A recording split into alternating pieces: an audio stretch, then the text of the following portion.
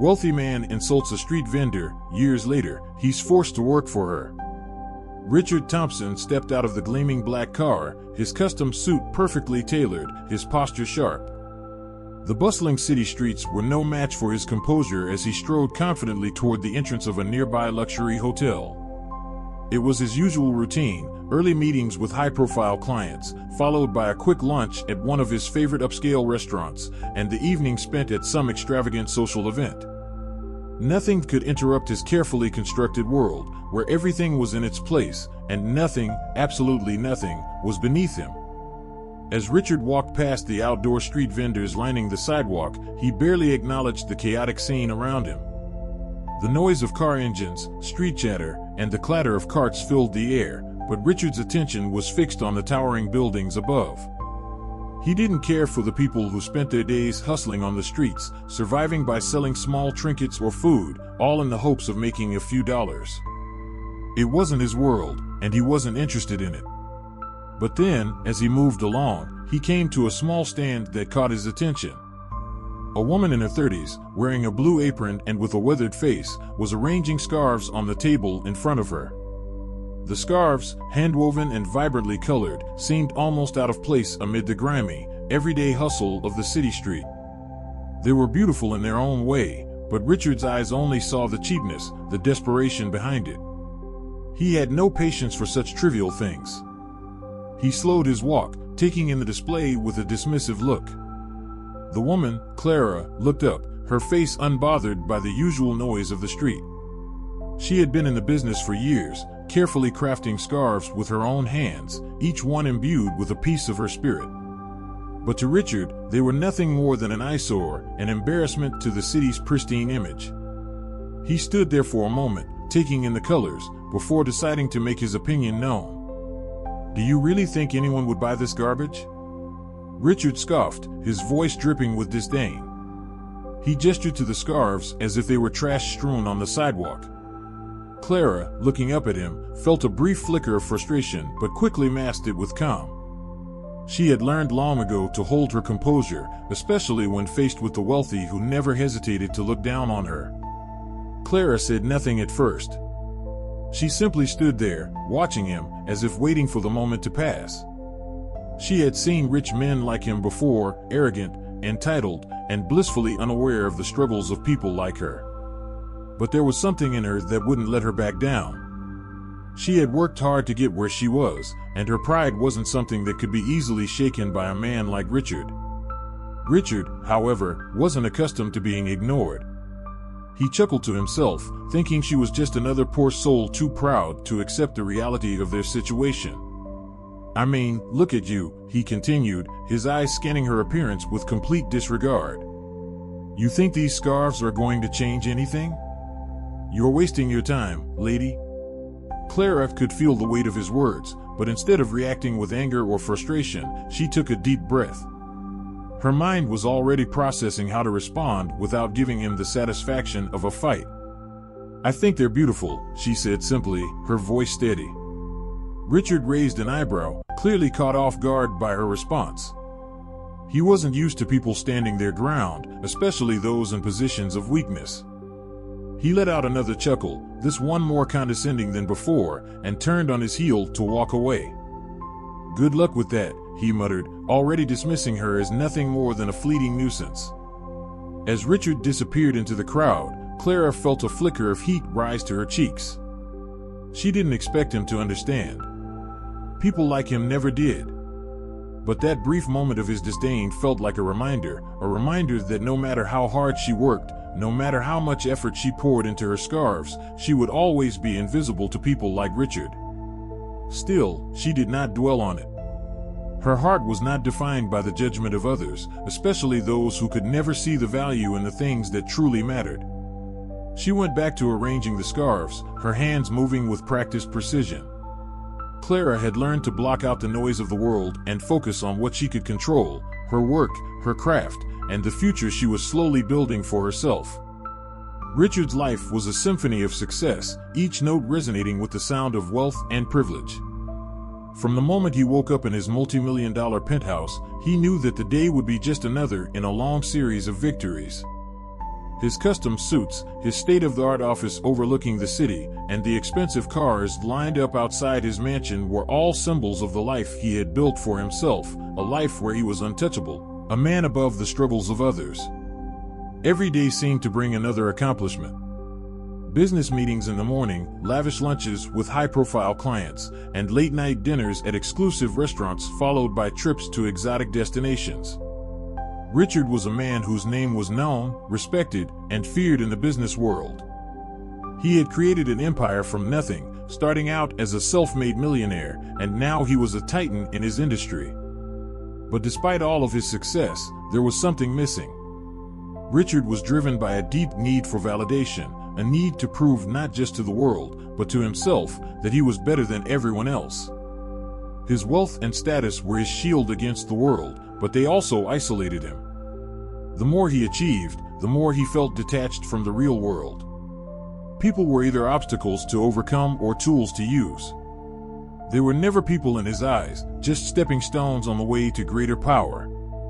And so, he continued to climb, pushing forward without ever looking back or acknowledging the people he trampled along the way. In his mind, they didn't matter. People like Clara, selling scarves on the streets, were simply part of the background noise, nothing worth paying attention to. His world was one of luxury, and he was above the struggles of the working class. After all, he had earned his place, hadn't he? Meanwhile, Clara's life was a stark contrast. She worked long hours, making the scarves that had earned her a modest living. There were no luxuries in her life, just the grind of daily survival. But she took pride in her work. Every scarf she made was a piece of herself, a manifestation of her resilience and determination. As her business began to grow, so did her confidence. Clara may not have had the wealth that Richard flaunted, but she had something he lacked: heart. Her scarves, once sold on the streets, found their way into trendy boutiques, and word began to spread about the woman who handcrafted the best scarves in the city. Clara's business grew steadily, but it wasn't the kind of growth that caught the attention of investors or the media. It was a quiet rise, built on hard work and dedication, and that was something Richard couldn't see. People like him never did. But as Clara's small business gained momentum, Richard's empire began to crack. The first signs of trouble were subtle: an investment that didn't pay off, a deal that fell through, and a market downturn that took a toll on his portfolio. At first, Richard wasn't concerned.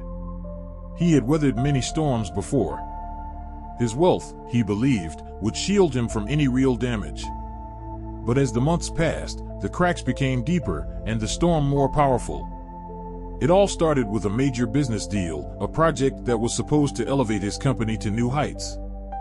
He had invested millions, but the deal fell apart at the last moment. His partners had pulled out, citing legal complications, and suddenly Richard was left with nothing. The project was a failure, and with it, his reputation began to tarnish. The investors who had once lined up to take his calls now turned their backs. Those who had treated him like a king now whispered behind his back, questioning his ability to lead. It was a blow to Richard's pride, a blow he was not prepared to take. He hadn't built his empire by dealing with failure. He had built it by crushing obstacles, by always being one step ahead. Now, for the first time in years, Richard was vulnerable. He couldn't ignore the sinking feeling in his stomach as the pressure mounted. His money, once an unshakable fortress, no longer felt like a guarantee. As the days passed, more bad news followed. Legal troubles piled up, and soon, Richard found himself in court, battling a lawsuit that threatened to bankrupt him. The once untouchable billionaire was now fighting to hold onto what remained of his empire. His pride, once so secure, began to crack, and Richard realized, too late, that he had placed all his worth in the wrong things. It was his own arrogance that had led him to this point. Clara, on the other hand, continued to build her business quietly. While Richard's empire crumbled, she expanded hers. Her scarves were now being sold in more stores, and people began to recognize the value in her work. It wasn't flashy or glamorous, but it was real. Clara wasn't interested in fame or fortune. She was interested in creating something that would last, something that would stand the test of time. The contrast between their lives grew starker. Richard, once on top of the world, was now barely clinging to his wealth, while Clara, humble and steadfast, was slowly carving out her own success. The more Richard lost, the more Clara seemed to gain.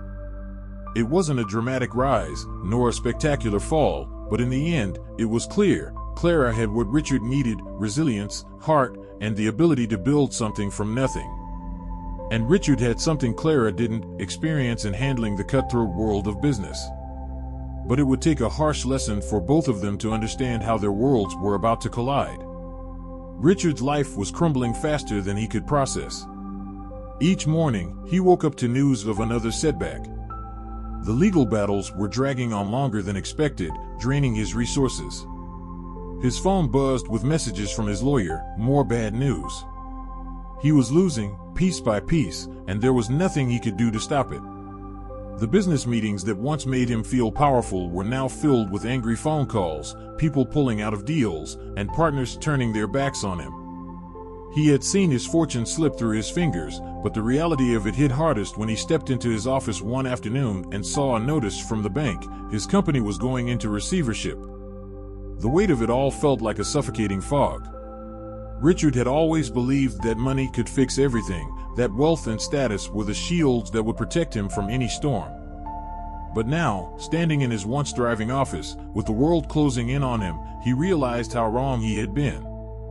Money couldn't protect him from his own mistakes, and the arrogance that had fueled his rise was the very thing that had led to his downfall. Pride was a dangerous thing, Richard thought bitterly as he sat down in his office chair. He had always believed he was smarter, more capable than everyone around him, and that his wealth made him untouchable. Now, the fall was harder than he had imagined. His mansion, once a symbol of success, now seemed like a cold, empty shell. Even the luxury cars parked in the driveway felt like a mockery of what he had become, a man whose empire had been built on vanity and greed. With every passing day, Richard's isolation deepened. Friends, investors, and colleagues who had once clung to his every word now avoided him. It was as if the very air around him had changed, leaving him gasping for the oxygen of respect he had once taken for granted. His phone rang less and less, the calls fewer and fewer as his once glowing reputation was tarnished beyond repair. He was no longer the powerful businessman he once was. Now, he was a man running out of options.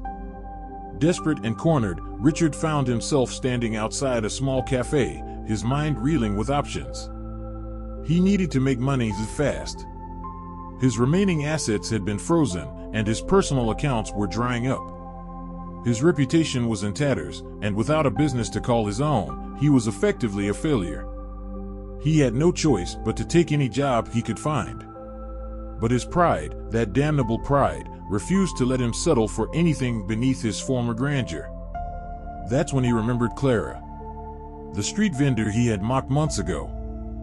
She had been there, in her modest corner, trying to sell scarves that he had dismissed as worthless. Clara, the woman whose strength he had failed to see.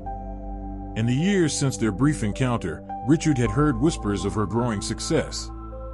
She had expanded her business, gained recognition, and turned a small street operation into something that attracted the attention of boutique owners.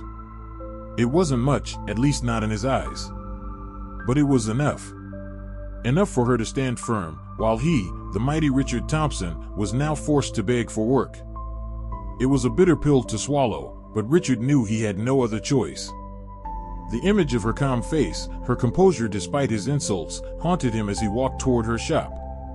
He could feel the weight of his pride that had always told him he was above people like Clara, crushing him with each step. What would he even say?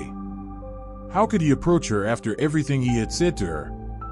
But desperation pushed him forward, and as he arrived at the small store, he was taken aback by how much it had grown. It wasn't just a street stand anymore. Clara's scarves were displayed in a stylish boutique, and her name was printed on a small sign outside. Richard stood there for a moment, unsure of himself. He could feel the cold sweat forming at the back of his neck as he hesitated. What had he become? A man standing outside the door of the very woman he had once humiliated. When Clara saw him standing there, she didn't immediately react. Instead, she watched him for a few moments, her expression unreadable. She had always been aware of his arrogance, of his tendency to look down on people like her, and now here he was, standing in front of her shop, looking as defeated as anyone she had ever seen. Richard opened his mouth, but words failed him at first. His ego, battered but still intact, struggled with the concept of asking for help. I need a job, he finally managed, his voice barely above a whisper. Clara didn't flinch or laugh. She simply nodded, as if she had expected this moment for a long time. You want to work here? She asked, her tone calm but with a hint of challenge in it. Doing what? Richard's eyes darted around the room, his gaze lingering on the racks of scarves and the customers browsing through the items. There was no grandeur here, no corporate meeting rooms or expensive suits. Just a woman who had built something real with her own hands, brick by brick, scarf by scarf. I'll do whatever it takes, Richard said, his voice low. The words felt foreign coming from him, but they were the only words he could say. He couldn't afford to be picky anymore. Pride was no longer an option. Clara watched him closely, assessing him. The man who had once mocked her for her small business now stood in front of her, pleading for work. She had every right to refuse him, to remind him of the way he had belittled her. But instead, she nodded and handed him an apron. Start by organizing the scarves, Clara said, her voice steady. We're busy today, so you'll need to catch up. Richard stood still for a moment, his face flushed with a mix of anger and embarrassment. But then, without another word, he took the apron and began his work.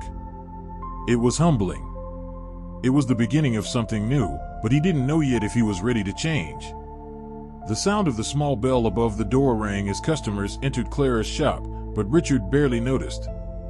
His hands moved clumsily, sorting scarves onto racks, folding them in the most basic way possible.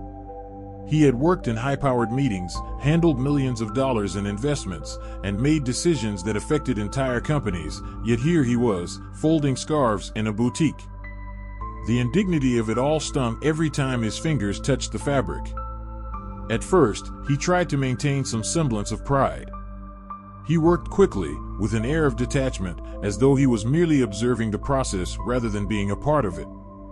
But Clara's eyes were always on him, her quiet confidence a constant reminder of the gap between their worlds.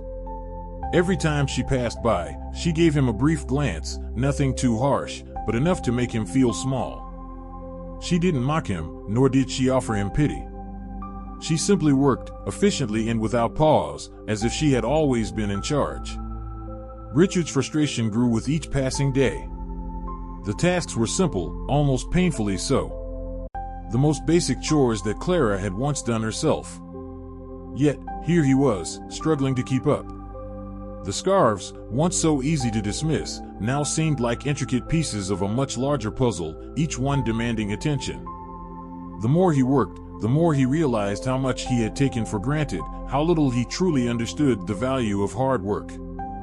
On his second day, Clara gave him a new task, managing customer orders. The idea of taking on such a role was almost laughable. Richard had closed multi-million-dollar deals with ease, yet here he was, answering calls and checking in on orders for scarves that people bought out of simple admiration, not necessity. One afternoon, as he sorted through a stack of invoices, Clara approached him with a small stack of scarves that needed to be delivered. Take these to the boutique downtown, Clara said, handing him the package. They're expecting a shipment. Richard hesitated for a moment. The thought of delivering scarves, driving through the city streets with a simple package, felt like a blow to his ego. But he had no choice. If he refused, Clara would have no reason to keep him around. So, he reluctantly took the package and walked out of the shop. The drive downtown was filled with discomfort. He hated the feeling of driving a regular car through busy streets, surrounded by ordinary people going about their business. He didn't belong here. The boutique was small but well known. As Richard stepped inside, he was greeted by a woman in her early 30s who glanced at him with a touch of curiosity. She was a regular customer, one of the many Clara had cultivated relationships with. Richard, on the other hand, was just another stranger. "Hi, I'm here to drop off a shipment for Clara," Richard said, trying to keep his voice steady. The woman raised an eyebrow. "You must be Richard. Clara mentioned you'd be helping out. I wasn't sure I'd see you here, though." Richard managed a half-smile, but the word stung. Clara had talked about him? As if he was just another worker in her little operation? The idea unsettled him. But he couldn't show it. He handed her the package, trying to appear as though it didn't matter. "Thank you," the woman said, taking the package and eyeing him carefully. "We've been really pleased with Clara's scarves. They've done well here." The compliment was genuine, but Richard felt like an outsider. His pride couldn't take it. He was a businessman, a man who ran multi-million-dollar deals, yet he was now running errands for a woman who had once been his target for mockery. He bit his tongue as he left the store, his mind swirling with thoughts of how his life had come to this. As the days wore on, Richard's role in the shop became more defined. He moved from sorting scarves to handling customer complaints, answering emails, and even helping organize inventory. Clara never offered much direction. She didn't need to. Her calm demeanor and methodical work ethic made it clear that she was the one in charge. At times, Richard felt like a failure. He wasn't accustomed to working with his hands or dealing with mundane tasks. In his old life, he had commanded meetings, negotiated deals, and made high-level decisions. Now, he was cleaning floors and folding scarves. It was a bitter pill to swallow. Yet, with every task he completed, there was a small flicker of realization that started to take root within him. Clara, the woman he had once dismissed, had something he didn't, a deep understanding of the value of hard work, perseverance, and respect for others.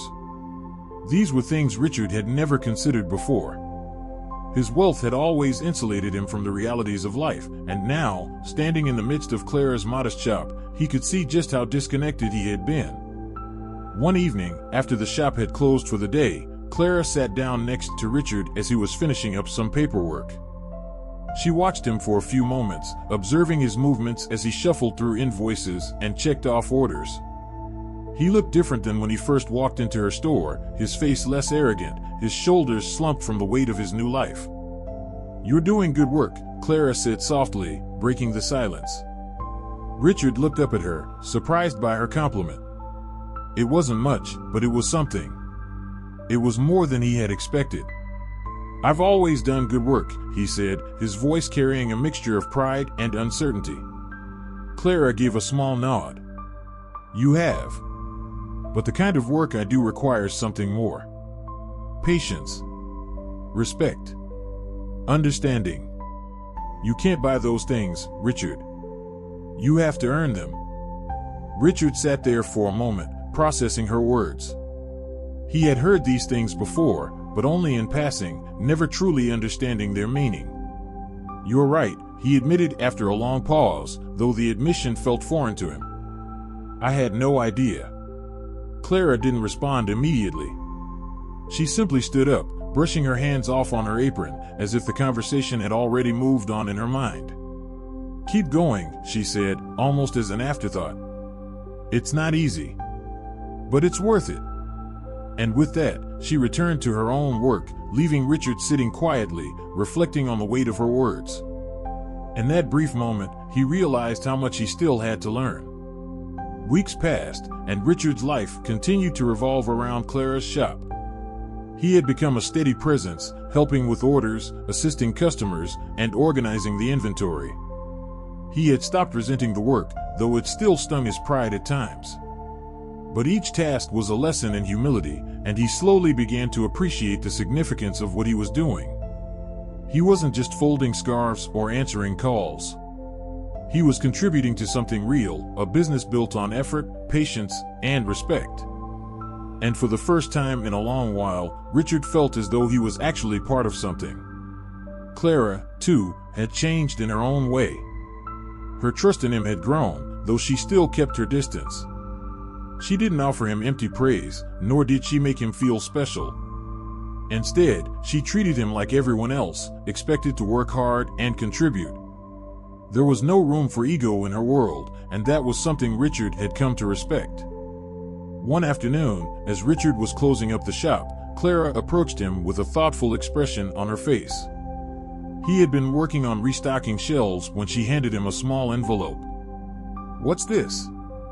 Richard asked, confused. Clara smiled slightly. "It's a small bonus. You've done well. But this is just the beginning. If you want to stay here and work, you need to keep proving yourself. I don't expect anything less." Richard looked at the envelope, surprised by the gesture. He had never expected to be rewarded for his efforts, but the quiet recognition from Clara felt different from anything he had ever received. It wasn't about money, it was about the value of his work and the respect he had earned. And in that moment, Richard realized that it wasn't the money or the status that made him feel fulfilled anymore. It was the respect he had for Clara and the respect he had earned from her.